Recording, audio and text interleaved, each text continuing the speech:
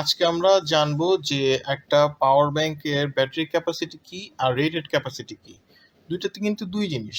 উদাহরণস্বরূপ যেমন আমরা যদি পাওয়ার ব্যাংকটা নেই, এটা 10,000 mAh এর একটা power bank capacity. So what's the difference? এটা কিন্তু খুবই জরুরি একটা পাওয়ার ব্যাংক কেনার ক্ষেত্রে। ব্যাটারি ক্যাপাসিটিটা হচ্ছে অ্যাকচুয়ালি আপনার পাওয়ার ব্যাংকের ভেতরে যে সেলগুলো, এগুলো কতটুকু টোটাল এনার্জি স্টোর করতে পারে। আর রেটেড ক্যাপাসিটি হচ্ছে এই পাওয়ার ব্যাংকটা তার টোটাল ক্যাপাসিটি থেকে আপনার ডিভাইসে কতটুকু আউটপুট দিতে পারবে, মানে কতটুকু এনার্জি ইউজেবল। আচ্ছা, ইউজেবল বলতে আবার কথা কি? 10,000 mAh নিয়েছে, নিশ্চয়ই 10,000 mAh দেওয়ার কথা না।